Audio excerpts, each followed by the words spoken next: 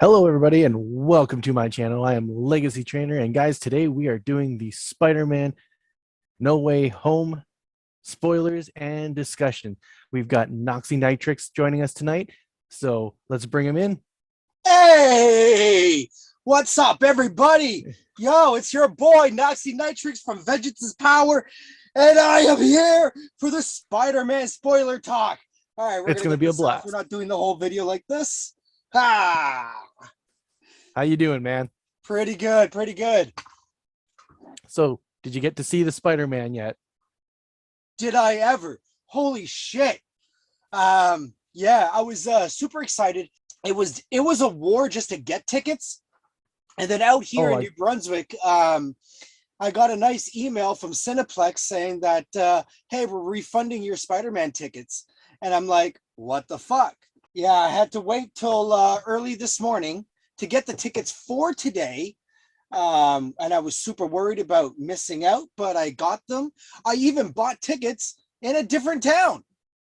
Oh my gosh. Yeah, because everything got all messed up. So I bought, $30 worth of tickets out in PEI just for fun, I suppose. So yeah, did I ever contribute to that box office? Absolutely. Well, that movie did so far it's at 94% on the Rotten Tomatoes.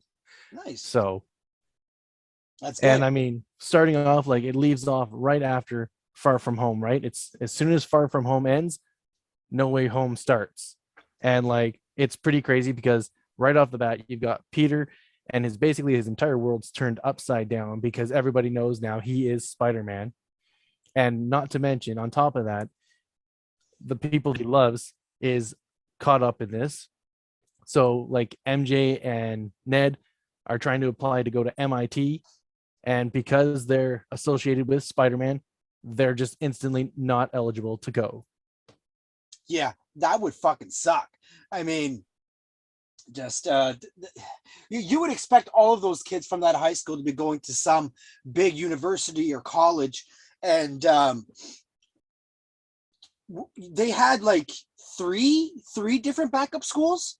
Yep. And they didn't get into any of them. I mean, not at all. The fucking disappointment and shit. I would have thought that maybe Ned or MJ would have at least had like a 5% resentment to Peter.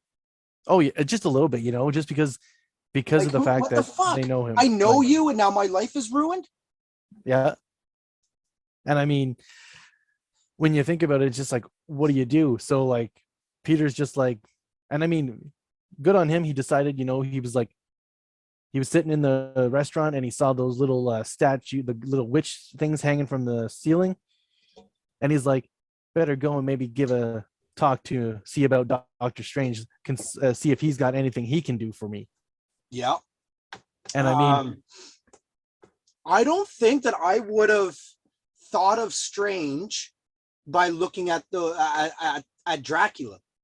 But we skipped over something that I'm sure everyone's gonna want to talk about. Before all of that happened, I mean, when those reporters and all the newscast and the helicopters, all over at Parker's place,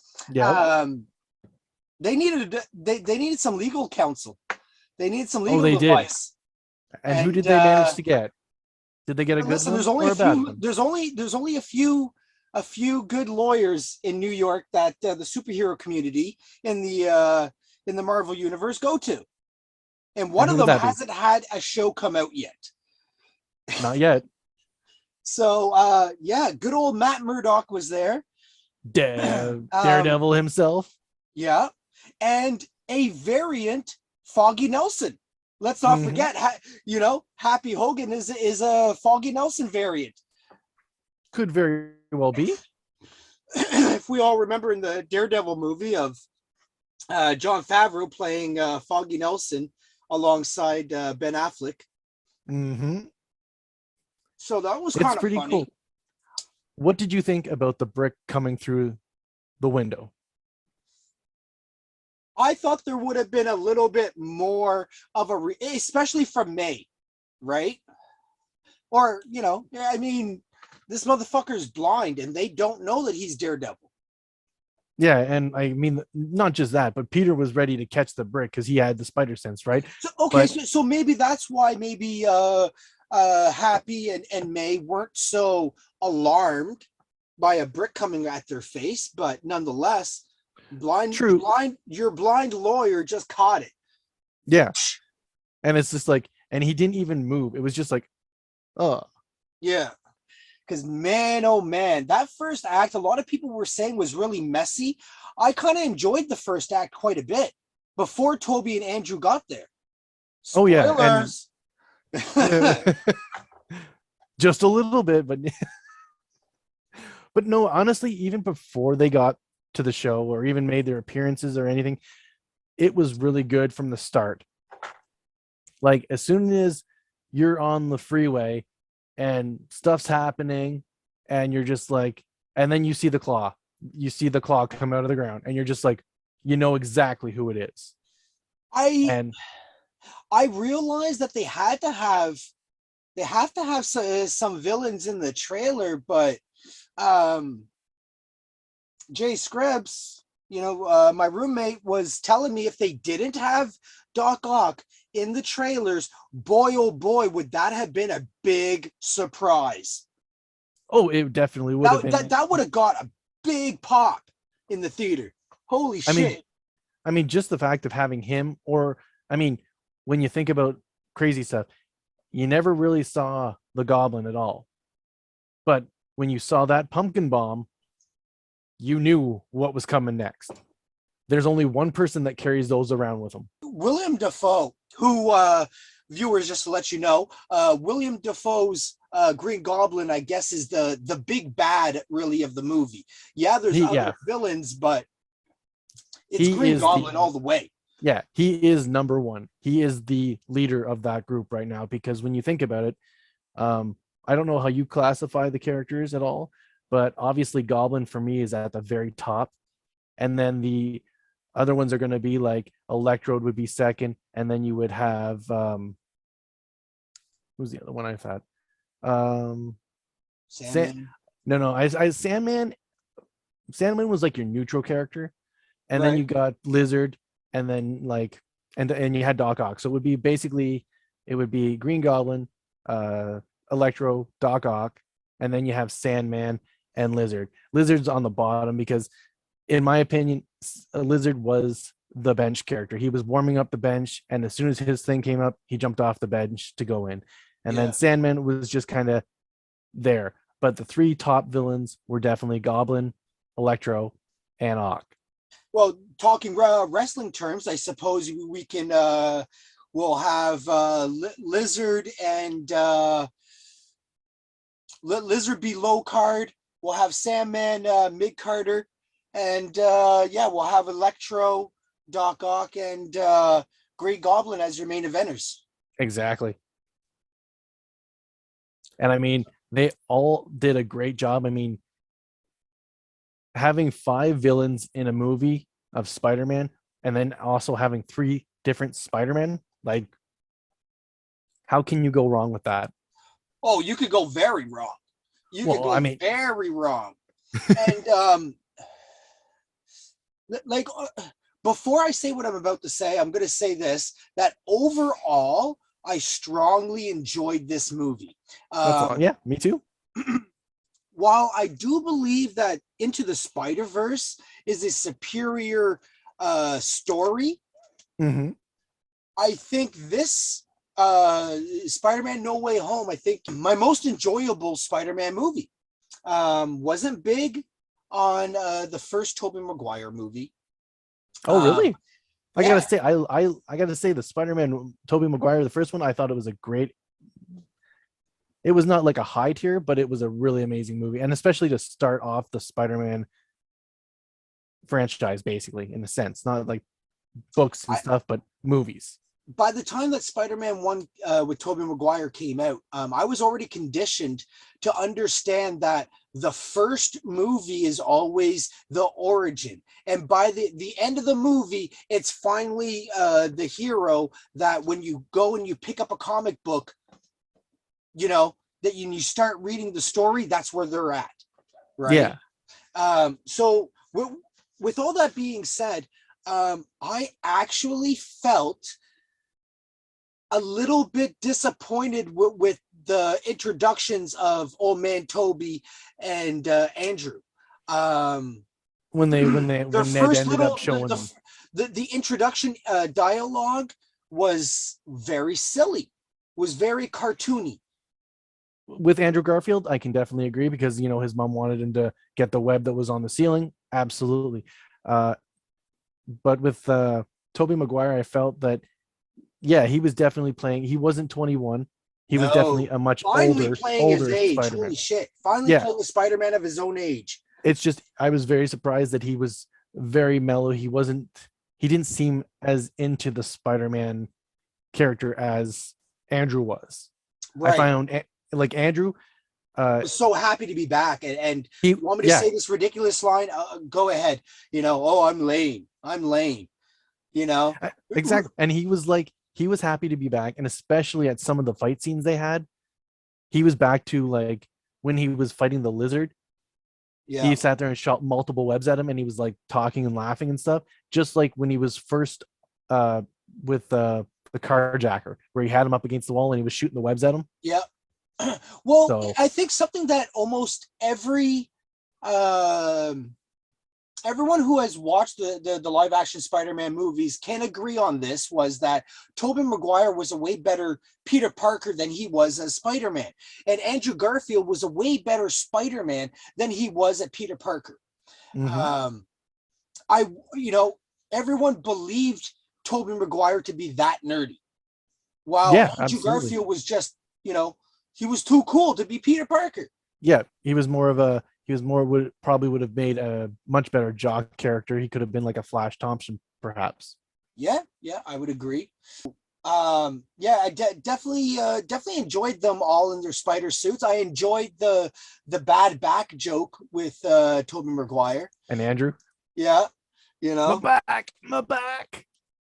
um as you got along, but when they were at the Statue of Liberty in the third act, I felt the dialogue between them all was definitely a lot better.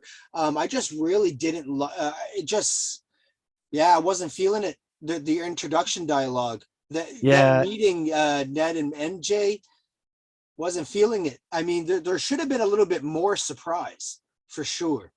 Well, what do you think about when Ned actually was able to sit there and create the portals? That was fun, but is it because of the sling rings? Those are supposed to help to like balance your power, but it actually is you doing it. It's Well, like, because as I understood it in Doctor Strange, people just, they show up at Comatage because they've been lost. mhm. That one guy that Doctor Strange got the information to go there to, he was just some guy.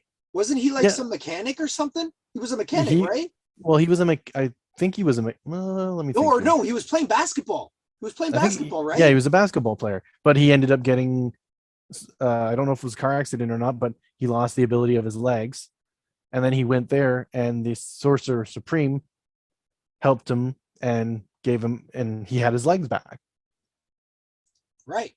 So if we can assume that it's just average people, I mean, most people aren't going to have any knowledge that they have magic in them.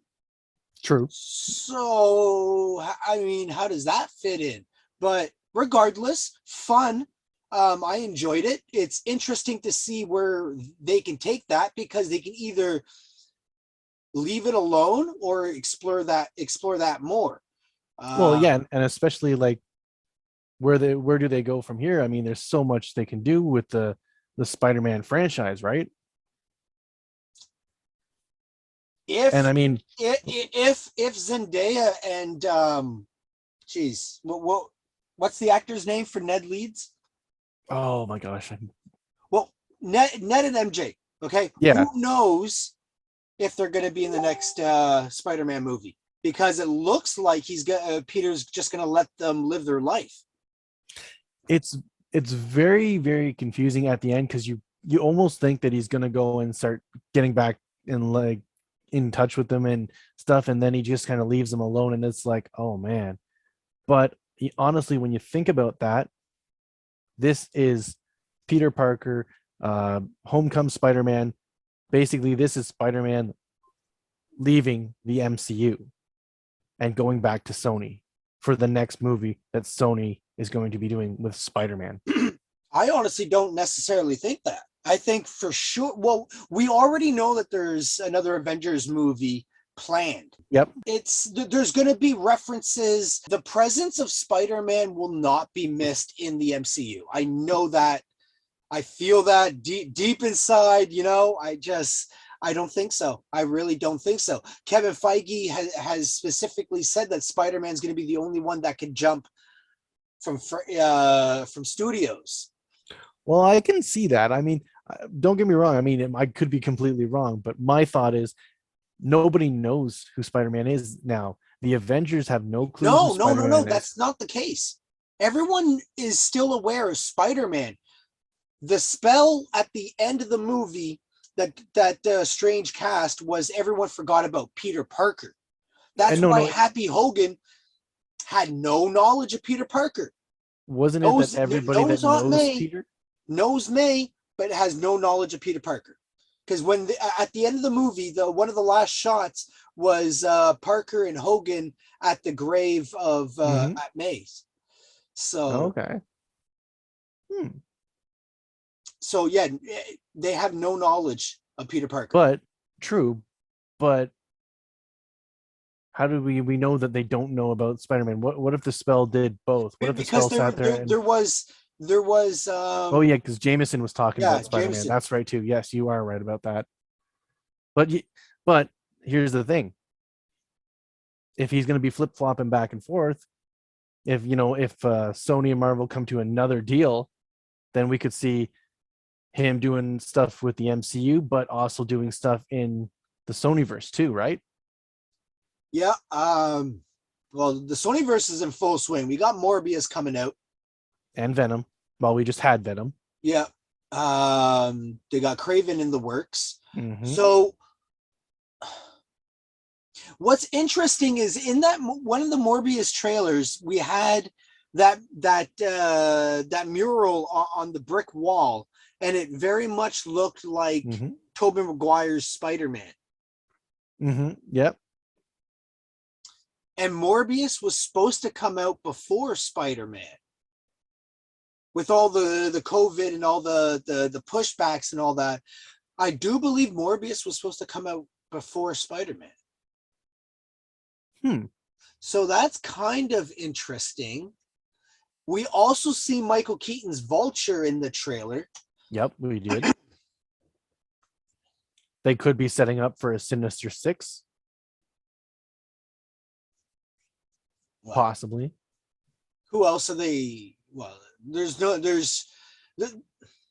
was their shot. They should have had one more villain. Why wasn't Vulture in this? Vulture should have been in this. Although we don't know what the plans are because there was, What do you think of Spider-Man? Well, this is one thing that I enjoyed a lot. I love the Iron Spider. When they first showed that off in Infinity War, it was amazing how it worked. And then when you see Far From Home, you see the container and it's got the iron suit in there. And he's like, no, I'm not going to bring that. And I'm like, really? So you're not going to use the Iron Spider anymore? And then when he's on the bridge in No Way Home and, flashing that Iron Spider suit, it's like, I'm just like sitting back in my seat. I'm like, yes, the Iron Spider. Yeah. Well, in Far From Home, I thought it would have been a better choice to bring that. I guess it would have been harder because he has to bring the whole canister, the charging kit. Charging kit. He didn't want to be Spider-Man at that point, though. Like, not be Spider-Man, but he was on holiday, so he was taking a holiday. That's why they ended up when the person playing Fury, but was one of the Skrulls. Well, if he was in the Iron Spider suit, I think it would have been more okay because The He world would have kind been of a lot more sees him protected. as the Avenger at that time in Far From Home, right? Yeah. He was Yeah, supposed to no. be the next Tony Stark, right? Well, yeah, because he ended up getting the glasses, right? From Tony. Yeah. So Avengers are they're the Earth's mightiest heroes, not just the United States' mightiest heroes. So him, Iron Spider, showing up abroad should have been okay. Should have been okay because the world doesn't know who Spider-Man was at that time. True. So that should have been all right. But the only problem with that is then you would have been like, Charging kit. That's well, the problem. The charging kit, but also you would have been like, Spider-Man's over here. I thought he was only in New York. How did he get over here? Why is he over here? There would have just been more questions on top of questions. And then it's like, okay, so who is here that doesn't live here that could be Spider-Man? Well, it's the Iron Spider. So I would assume that there is a flight. You're gonna say like Tony Stark's, like he's not inside it, but it can still fly places. I'm sure. Yeah, he does. Doesn't he have? Doesn't he have the boom boom thing there? I don't think so. I'm pretty sure. I'm pretty sure. Well, maybe. I mean, yeah. I don't know. In the comics, the Iron Spider, he was able to fly.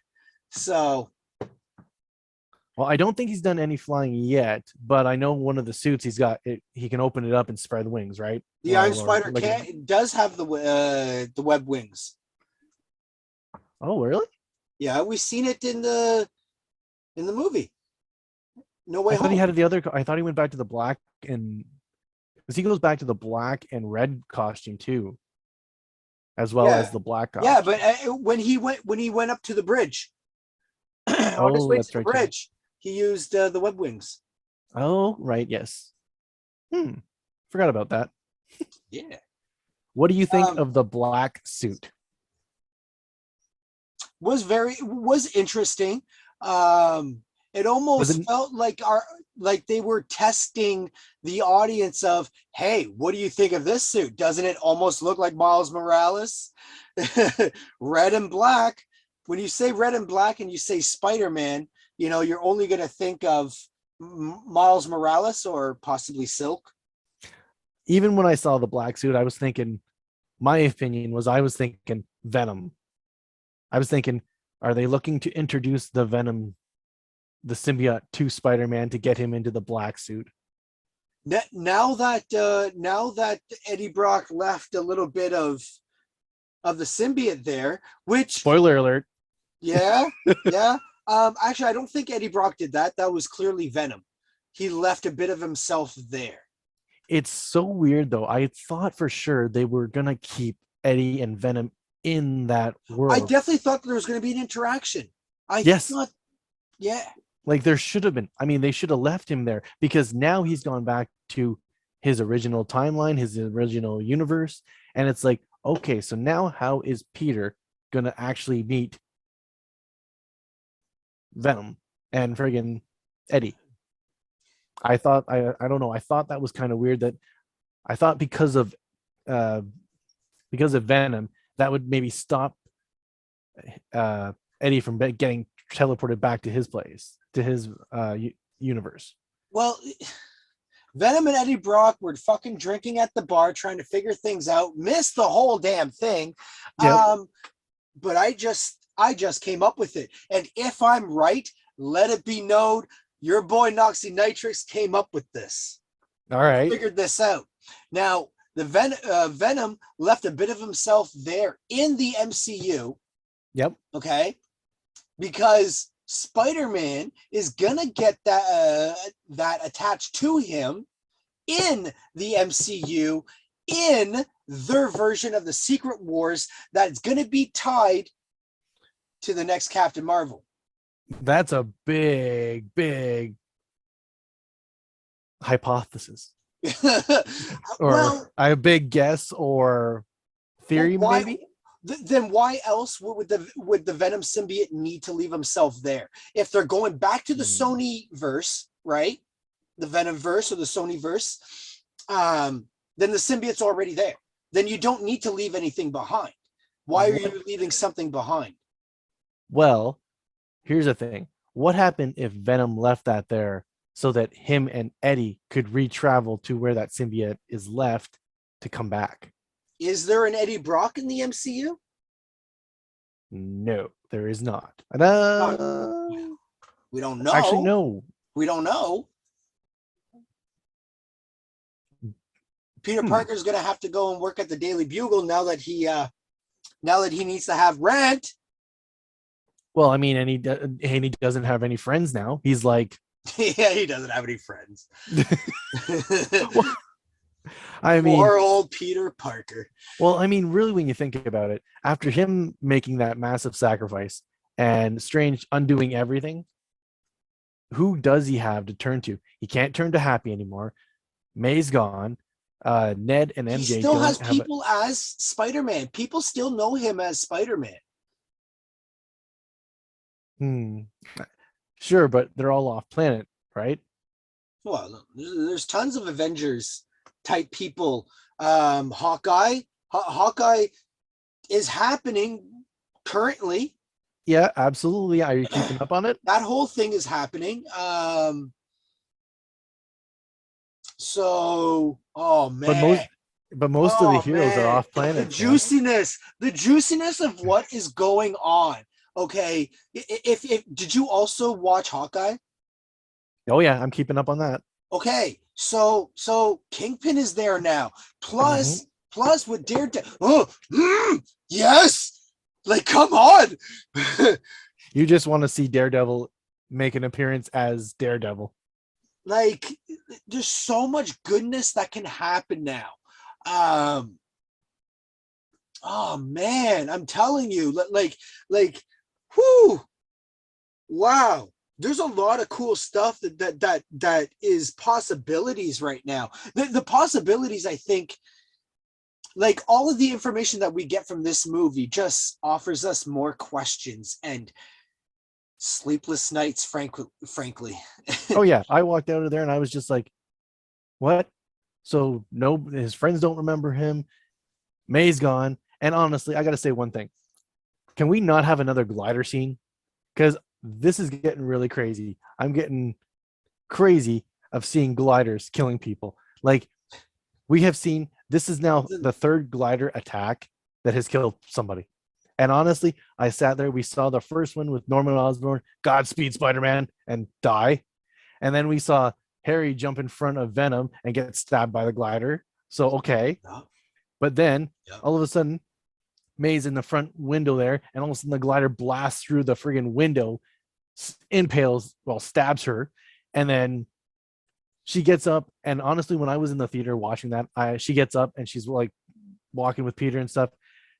And I'm like, she took that and no injury. And then all of a sudden it's like, she clearly had an injury. Dead. I thought that they killed her. I was like, yo, you're not doing that.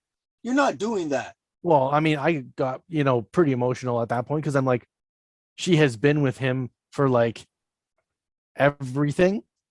And I mean, this is just my opinion on this, but when you watch Spider-Man Homecoming, they don't even talk about Uncle Ben.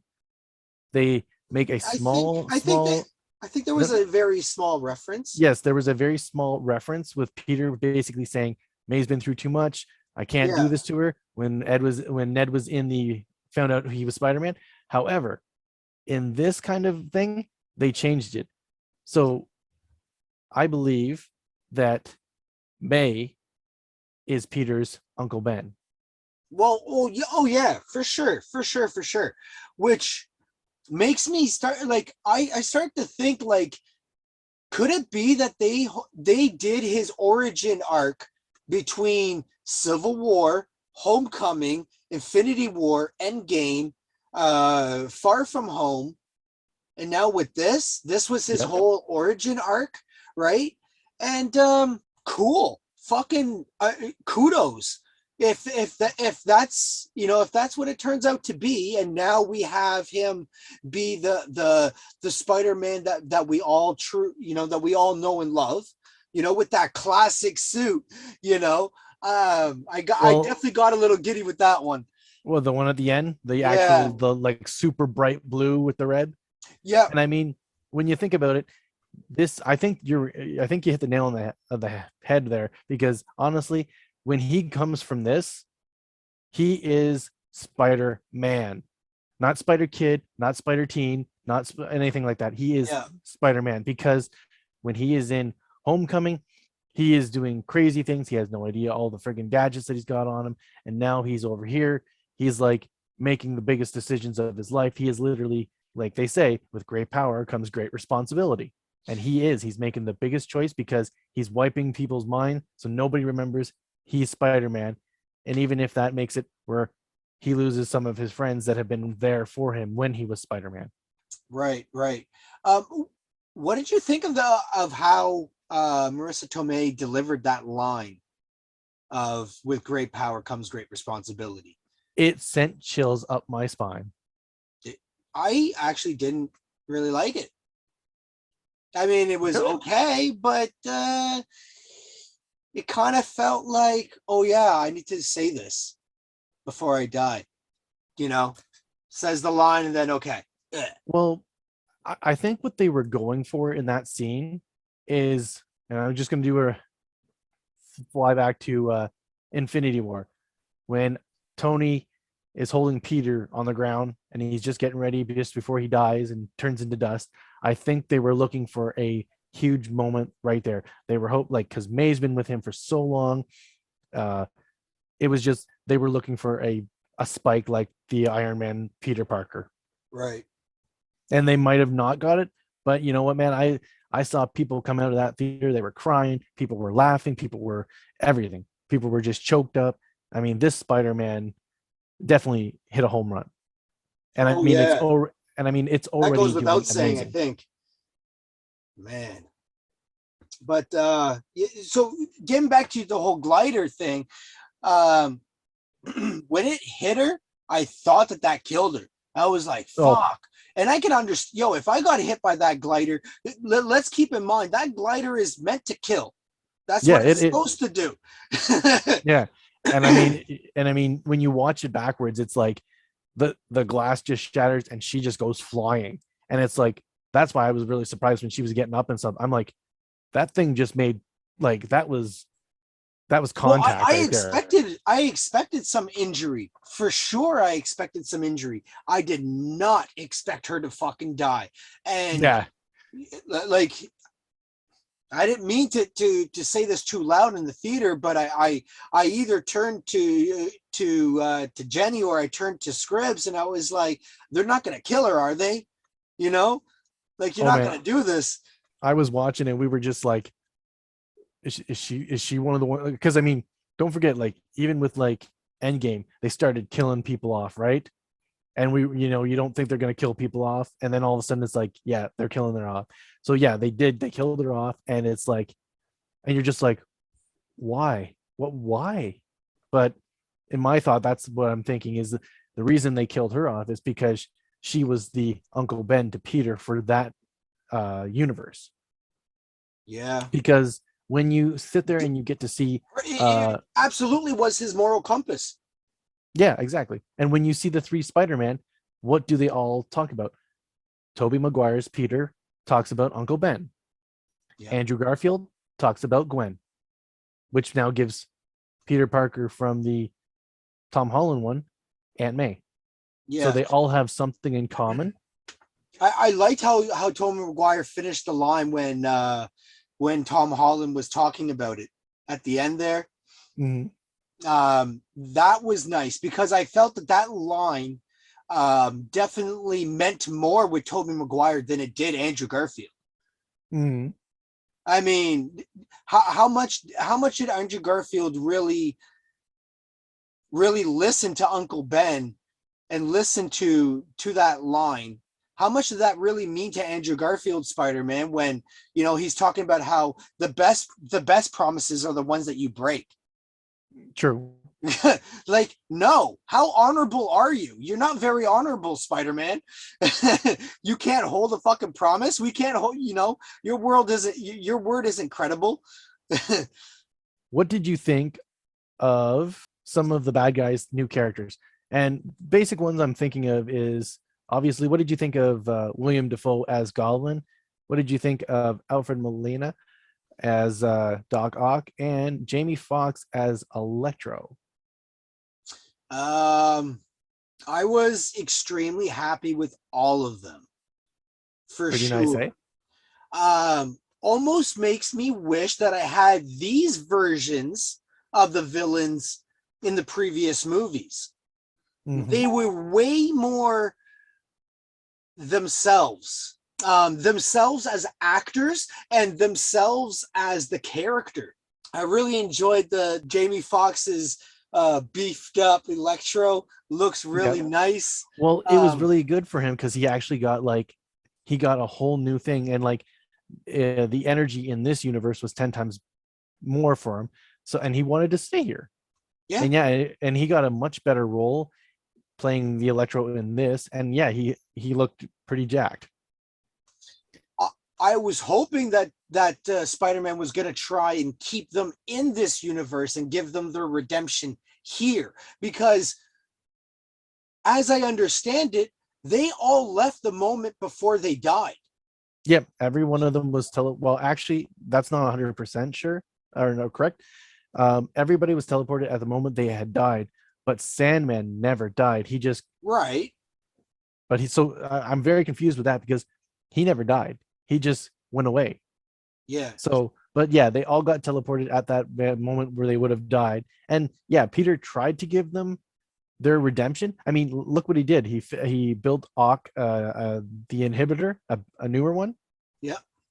Which was that not surprising at the end with Doc Ock, when you think he was going to be on the bad side completely, and all of a sudden the turnaround. Yeah. I mean, if it wasn't for him, 3 Spider-Man would have lost, and you would have had 3 Spider-Man. I think so.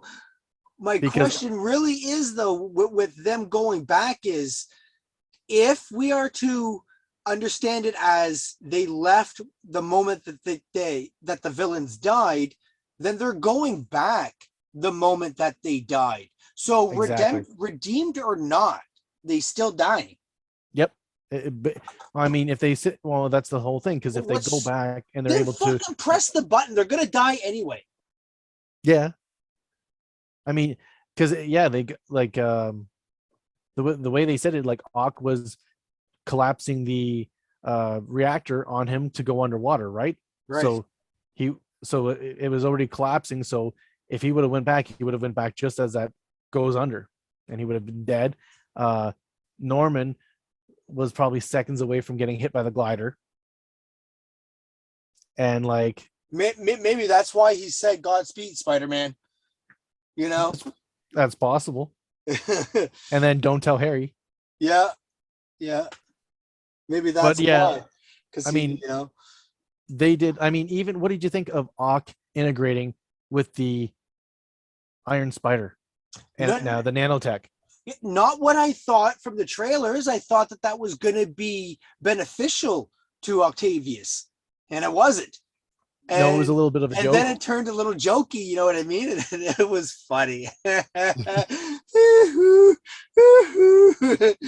Yeah, I enjoyed that. That was fun. But really took Dr. Octopus out of the mix, though.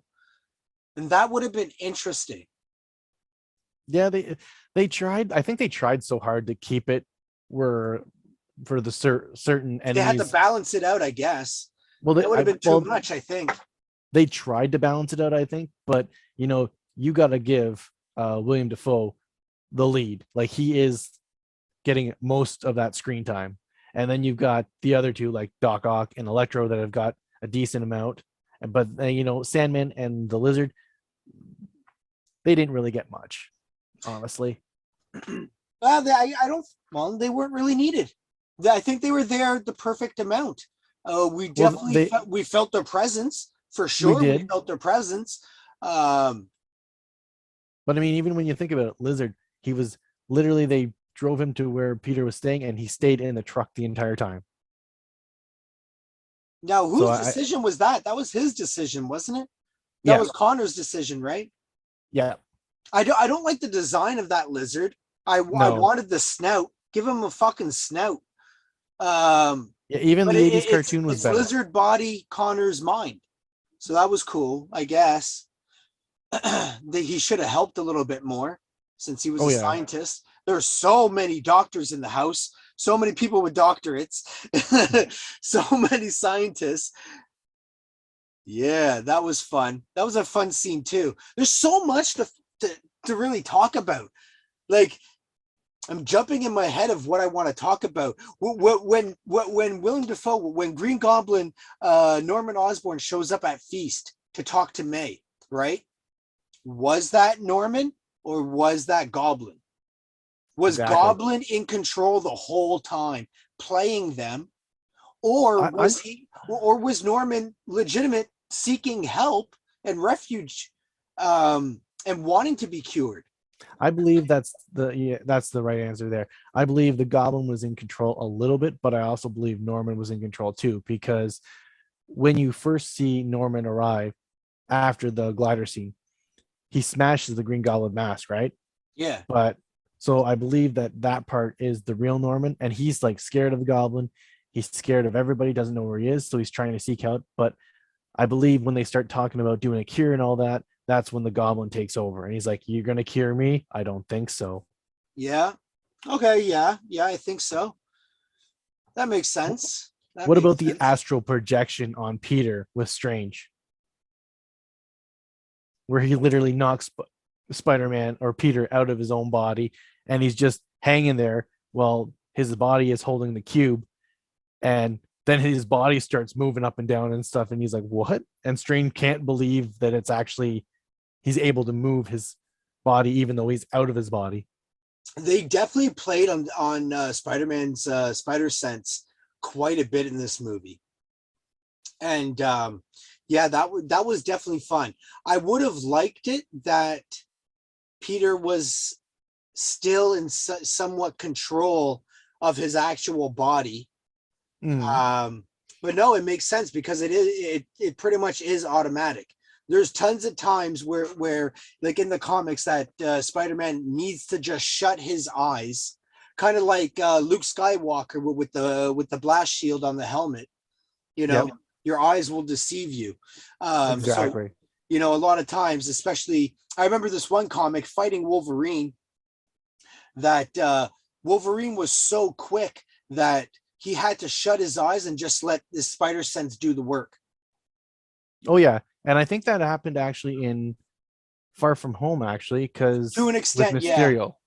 Yeah. So I definitely enjoyed that scene. Oh man, the trailers, the trailers was perfect. The trailers was perfect. Yep. I know a lot of people were expecting a third trailer. We didn't need a third trailer. A third trailer would have been too much. What would you have done if you would have saw, or actually, here's a better question. Do you think that Spider-Man No Way From Home would have sold more tickets if they would have showed Toby and Andrew? Yes. For sure. They were in it more than I thought. I was so fucking surprised. Because I wanted them to be in it, but did not think that it would actually happen. I didn't think that it was going to happen. Andrew Garfield was so adamant online. We all seen all the videos. Oh yeah, I'm not in the movie. Sorry in advance. Yeah, but I mean, when you think about it, he can't tell people, because if he does, he's going to be in so much trouble, right? He had to lie. Had to lie. But it turns out that there is a bunch of leaked footage that turns out to be true. There was that whole talk online about first. We all know what footage I'm talking about too, with Andrew leaning up against the scaffolding, right? Yep. some people tried to debunk that and this and that, and then that got debunked and stuff. I by that time I had already stopped listening to, you know, The media. you or me online talking about this kind of stuff, because it's like, what the hell do you know? Exactly. You know, if they're in it, the studio will confirm it, you know. Yep. And they were in it enough that I promise you, by Monday morning, IMDb will have Tobey Maguire and Andrew Garfield listed in for this movie. Oh yeah, definitely. They were in it like what, second and third act for sure. I was what really surprised me is when Ned opened the first portal and Andrew Garfield came through. That was fine. He did his thing, you know. Yep. But when Toby came through, I was very shocked and a little, actually, I'm going to say a lot disappointed, because he came through in street clothes. He didn't have no suit on. He didn't have anything. And I was just like, okay. So, and at that point, I was thinking, okay, so we're getting a cameo from them both, and Right. that's going to be it. And I was like, I was waiting for it, and I was like, you know what, whatever, they're in it. But then all of a sudden, it's like they're in the friggin' lab doing stuff. He goes, are you gonna fight in that, or did you bring your suit? And then Toby's like, here it is. And it's like, and I'm like, yes, 3 Spider-Man, perfect. So what? Yeah, I don't know. It definitely felt a little weird. If because it seemed like they were aware of what was going on, and then other times they're not aware of what's going on. Well, I think the even acting by them for the first, you know, the first like 20 minutes of them on screen just didn't feel right. it was definitely different, and like we haven't seen them on the screen as Spider-Man in so long. I think it was just a jolt to everybody's system, because they were like, everybody was like, nope, they're not in it, they're not in. Then we're like, oh, they're in it, and that's like, how do we react? Are we like jump out of our seats or something, or Right. But I don't know. I would have been a lot more happier if Peter, or if Tobey Maguire would have came out in the suit as well. I just kind of got like what was he doing? Was he like just got off work or something, and like, you know, he wears the spider suit underneath the whole time? Like, I don't know. Well, But I mean, yeah, absolutely. He does wear the suit underneath his clothes all the time. well, yeah. But But I mean, look at Andrew. I thought Andrew it would have came been through a with the little suit. bit more of they're living their own life, and then all of a sudden a portal shows up. I mean, it was a little bit more so like that with Andrew Garfield, because he was just in some alley, and then the portal shows up. But I guess they were already brought in to the MCU. Yeah. They were already around. So I guess they were just waiting around or something? Yeah, just waiting to see what's going on or something like that. I'm not 100% sure there, but yeah. Because, I mean, they would have seen the news. That's true. They would have kind of known where to go. I don't know. What did you think of Doctor Strange's place when we first saw Tom Holland walk in there, where it was all covered in snow, and then you saw the guys? Did you feel well? That was interesting, and that's got to play into something else, because was that necessary? You could have had you could have had you could have had it just be normal, all fixed up, right? True. I mean, they're magic, right? If a certain door was opened, close the door, and then they were supposed Mr. to clean that shit, Doctor Strange. Well, I think Strange said that they opened somebody opened the portal but did not seal it, so that's why all this Arctic stuff blew through, all the snow and stuff. Okay, seal it, and then Mr. Clean that shit. what about Scooby doing that shit? Well, that's the reference I was going for. Did you feel any tension between Wong and Strange? I Well, did you definitely not? felt some tension between them. Well, did you not notice the fact that Wong is the Sorcerer Supreme and not Strange? That makes sense. Well, yeah, because he got the blip, right? He was gone for It's a 5 good years. thing that Wong got it, not someone else. That's true too. But I don't know. I don't know. Like, I do see there was a bit of tension with him, especially when he was going to do the spell, and he's like, "Yeah, well, just leave me out of it," because he knew Strange was going to do it anyway, whether he was there or not. Yeah, yeah. And it was kind of funny how Wong's like, no one's ever done that.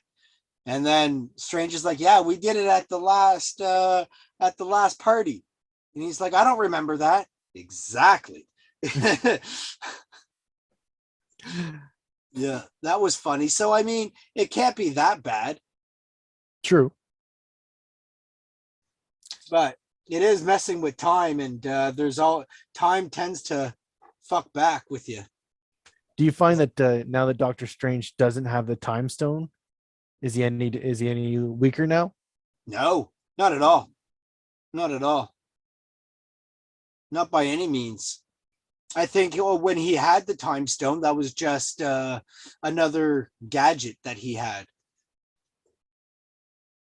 What did you think of Doctor Strange's cape in this movie? The Definitely cape that love. saves Ned. Yeah. Oh, when it Yeah, when it yeah, saved yeah. Ned Cape again. didn't save him. He was dead. Yeah, true. But no, his cape works a lot like Aladdin's carpet, right? And right, and I'll give you it. when you're part of the crew, um, carpet's gonna save you, and the cape's gonna save you. That is true. Um, Strange was busy, so he probably was like, "Yo, cape, say, go save him." Capes go pretty, they fly pretty quick. Apparently, they can fall a lot quicker than a human body. That is very true. So yeah, Did you that was think cool. this is a one thing? Uh, did you think Andrew Garfield got a redeeming moment in this movie? And the redeeming Oh moment I'm yes. asking about So is the Gwen fall with MJ. Andrew Garfield's Spider-Man was redeemed more so than Tobey Maguire's Spider-Man.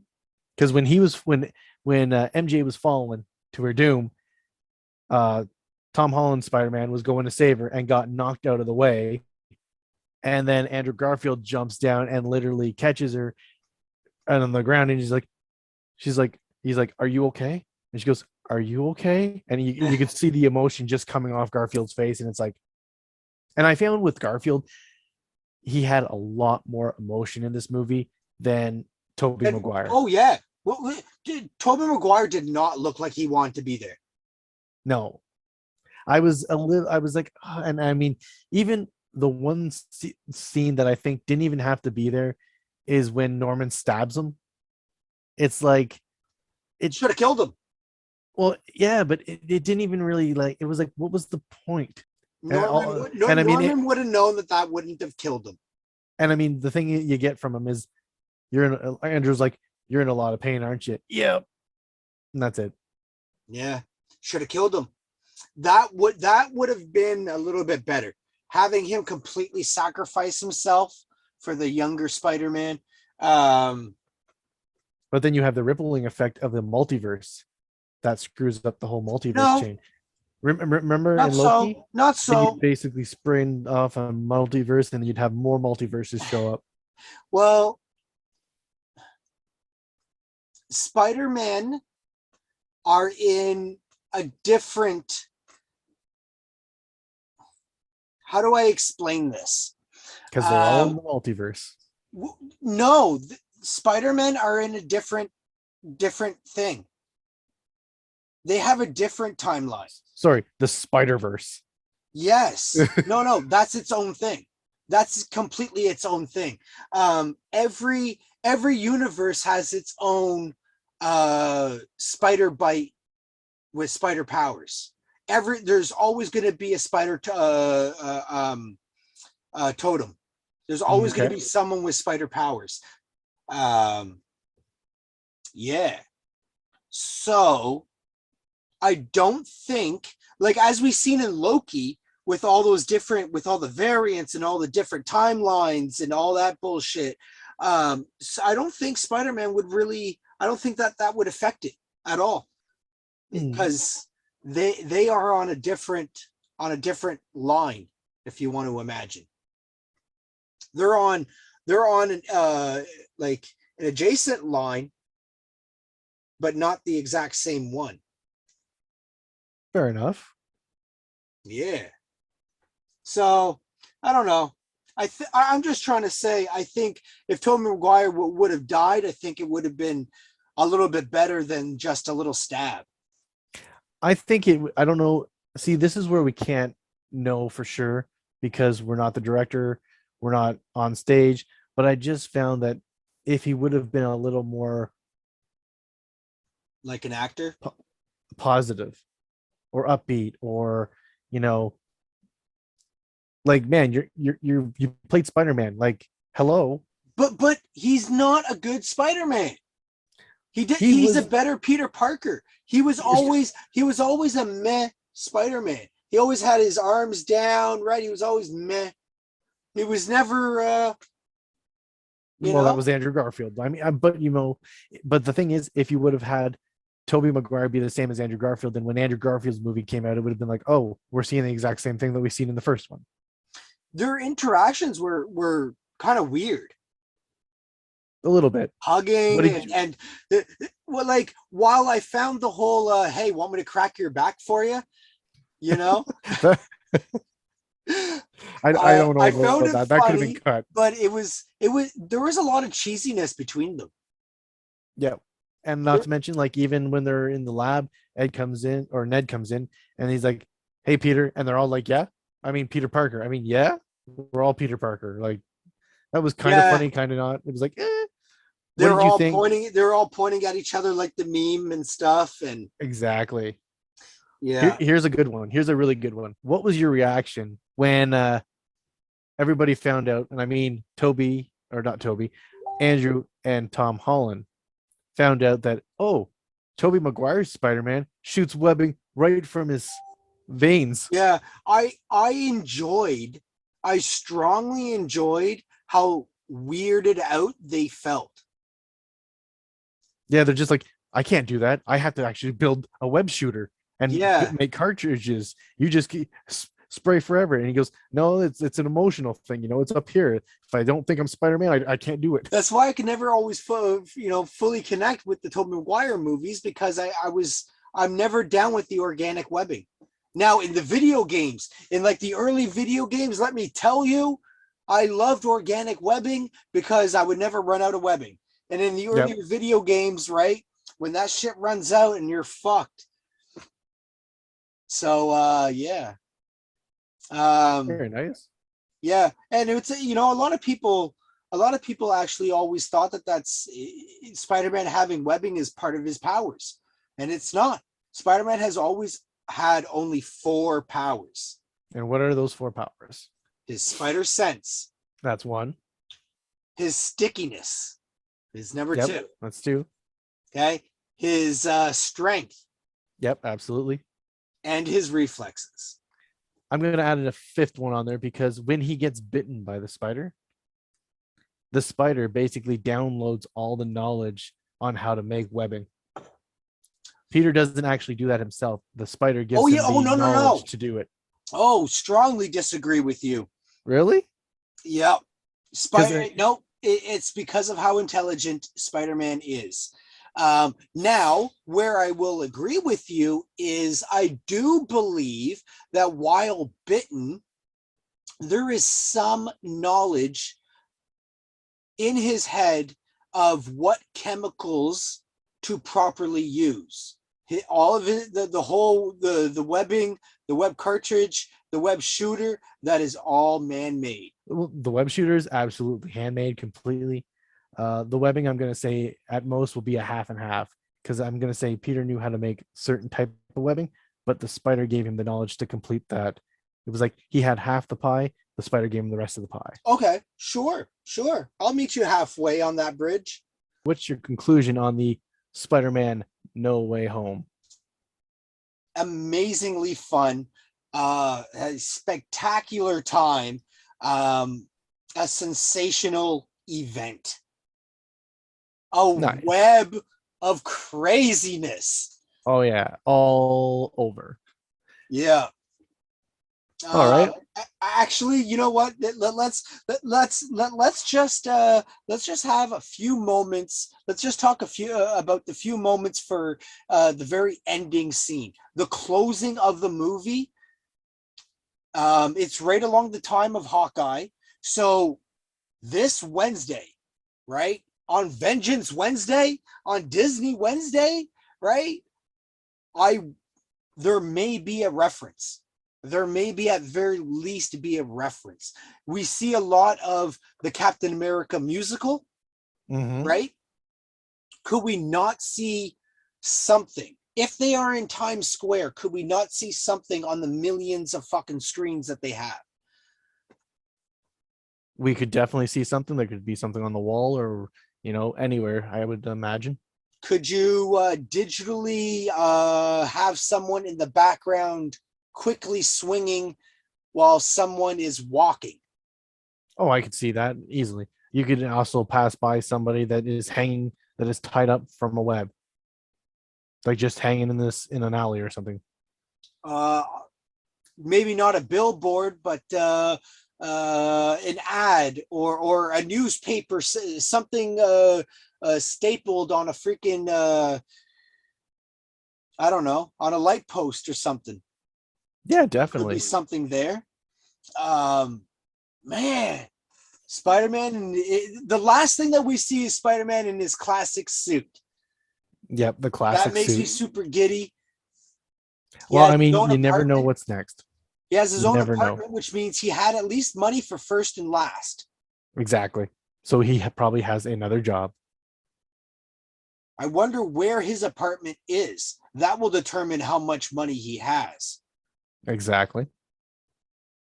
Hmm. Well, Noxie, I'm going to get your final thoughts here. We'll see. What do you think? Definitely go see it. And if you already seen it, you know what? Go see it again. And tell me, where does it range on your Spider-Man meter? Um, Most enjoyable Spider-Man movie, live action. Mm-hmm. I do think that Into the Spider-Verse, the animated one, is a better movie though. I Yeah, I think it was maybe I'm saying that because that was the first time that we got introduced to the Spider-Verse in movie format. Mm-hmm. I don't know, maybe I need a few more viewings of this movie.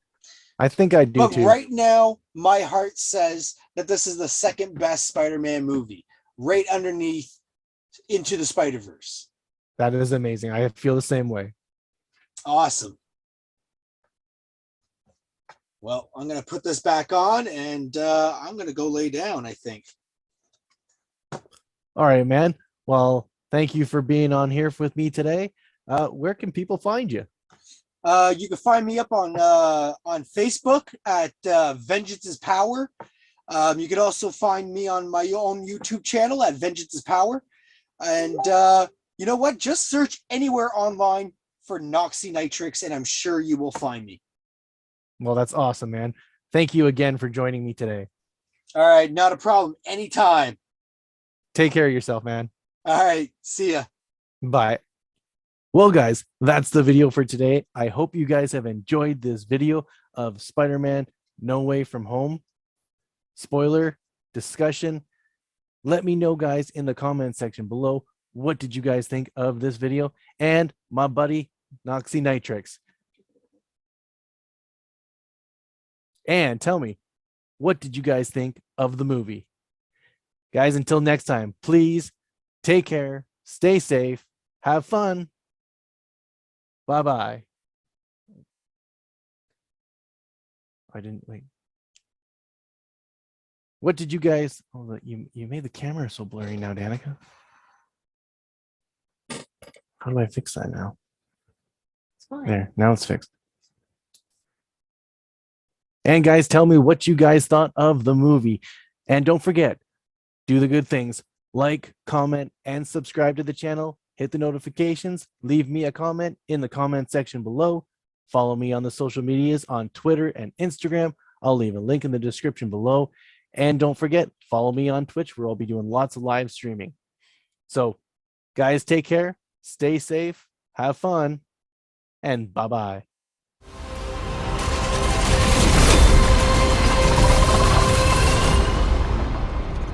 Hello, Peter.